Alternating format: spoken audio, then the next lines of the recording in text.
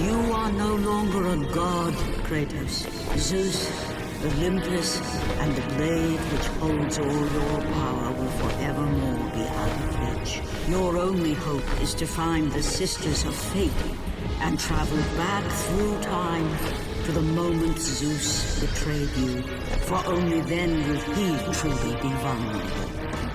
Hey, how's it going guys? Captain Kuba here, and today I was supposed to upload a video regarding the full timeline of the Norse world from the God of War series. But I kinda got lazy and decided to talk about an easier topic, time travel. But I'm not actually talking about the time travel approach God of War has taken. There simply won't be much to say about that topic until God of War Ragnarok releases. But I did do a video on a similar topic of time dilation between realms, so if that interests you, make sure to click on this link. Instead, I'm going to talk about the time travel used in God of War 2. For those of you who haven't played the game, very early in the story Kratos dies at the hands of Zeus. Gaia revives him and tells him he must travel to the island of creation to turn time back to the moment Zeus killed him. Only then will Zeus be truly vulnerable. Now, I find the question regarding time travel to be important because with each approach taken, it could result in having very interesting implications. Like, are there many timelines? Or the more famous question, are there two Kratoses in the God of War universe? These questions are not very easy to be tackled alone. This is why I decided to ask Bruno Velasquez a few months back on Twitter. And for a busy guy that he is, he was surprisingly nice enough to answer. Now, I tried going through my Twitter history and I just couldn't find the conversation. But my question went something like this. Since Kratos went back in time, does this mean that the events that followed after his death never happened? Like him traveling to the island of creation, him killing Theseus and Perseus, and even Zeus destroying Sparta. To this question, Bruno replied with, "It depends if Cory Barlog wanted to use Avengers Endgame time travel or Back to the Future time travel." While this answer is not as definitive as I would have liked, we still have two examples to compare against God of War 2.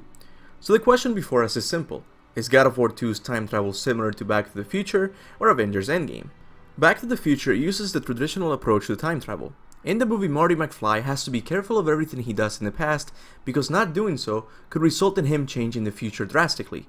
For example, if Marty's parents never met, then he would never be born, and as a result he would disappear from reality. This means that time in Back to the Future can be represented as a straight line. Going back to the past will result in changes to the future due to the butterfly effect. Now, Avengers Endgame flat out makes fun of this movie. Instead, going to the past will create different timelines.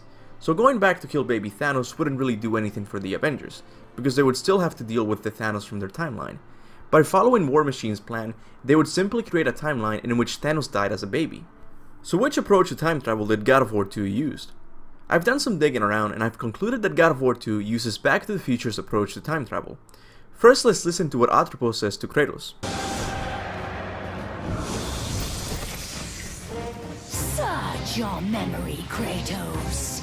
The sword which you stand on delivered your victory against Ares. Without it, you will be the one who dies this day, not Ares. We can change your past and set your future. This is the power of the Fates!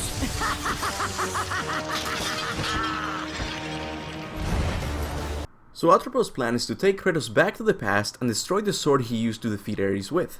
By doing this, Kratos would not be able to fight back, and this would result in Ares killing Kratos right there on the spot.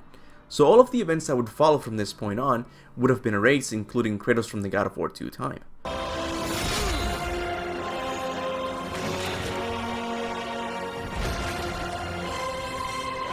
If you think about it, this scene of Kratos dying is very similar to Marty disappearing due to his parents never meeting in the past. Now, using this time travel approach has very interesting implications, because when Kratos went back to the moment Zeus killed him, he erased all of the events that came after it, like him killing Theseus and Perseus, and more importantly, Zeus destroying Sparta. But is there any physical proof of this change in the timeline happening? Actually, yes.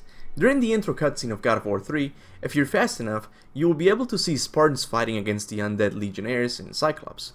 But how can this be, if Sparta was destroyed during the events of God of War 2? Much like Marty disappearing in Back to the Future, or Kratos dying by an invisible sword, the events of Zeus destroying Sparta would disappear from the timeline as well. This happens because Kratos cancelled the event when he went back in time. In fact, you can see the Spartans alive at the end of God of War 2. Most likely after Kratos failed to kill Zeus the first time, he traveled back and got the Titans from the past, and then the Spartans to fight against the gods. This is why we see a mural in God of War 3 of the Spartans fighting in this battle as well. Now, I've often wondered who the Spartan leading them is. With this new information, I can confidently say that this is probably the last Spartan from God of War 2. Think about it, if we apply the same logic from the destruction of Sparta not existing in the timeline anymore, then we also have to apply the same logic to the death of the last Spartan. So is it possible that Kratos gave him the rank of Captain after God of War 2 ended, so he could lead the Spartan army while he teamed up with the Titans? I believe it is, and not only that, I believe it's possible for him to still be alive. But hey, this is just a theory. Now going back to my question to Bruno Velasquez, I believe that I have shown physical evidence that God of War 2 used Back to the Future's time travel approach. So this means that there's a possibility of Theseus and even Perseus being alive. It's very unlikely because Kratos also destroyed the Greek realm, resulting in the deaths of many people and demigods as well. So we'll probably never see them again. Now I think the question you really care about is, are there two Kratoses in the God of War universe? This is one of those questions I get a lot in the channel, and my answer is, I think it's possible. Think about it. Kratos went back in time as Zeus was killing himself from the past, but then he got revived by Gaia. So is it possible that while this Kratos was fighting the gods of Olympus, another Kratos was trying to escape Hades? I really can't think of any reason for this not to be the case. We know that Kratos is very successful at escaping the underworld. Who's to say he couldn't do it again without the help of Gaia? But what would this Kratos do after coming out of the underworld? It's hard to say since his future self would be busy destroying Olympus. Would this Kratos simply leave to another pantheon? Would he want to meet his future self? These are questions we'll never know for sure because I really doubt Santa Monica Studios is going to bring another Kratos into their story. But hey, following these rules of time travel, it's possible for old school Kratos to fight Norse Kratos at some point in the story. The only problem is that if Norse Kratos kills old Kratos, then future Kratos would also die because his past self would no longer exist. Yeah, time travel is problematic. I'm sure by now you've found a few contradictions in the theory, like wouldn't the future change if Kratos saved the Titans at the last moment in the Great War? If I'm being consistent, then the answer would have to be yes, but this doesn't seem to be the case in God of War 3. These problems are very common in stories about time travel, but we still have to contend with what Atropos says and the Spartans fighting at the start of God of War 3. To me, these two moments can only be explained by using Back to the Future's time travel approach. So what do you think about this theory or lore video? I'm not even sure what to call them anymore. Do you think this theory is accurate? Do you think there are two Kratoses? Whatever your thoughts are, make sure to leave them in the comment section below. I really want to read your nerdy take on God of War's time travel approach. As always, I would like to thank all of my awesome members for their monthly support of the channel. People like Iman R, Ken Will, and Patrick Nelson, to name a few, really go above and beyond to support my work. I would also like to thank all of my subscribers for liking and sharing my videos. I don't know what this channel would look like if it wasn't for your help.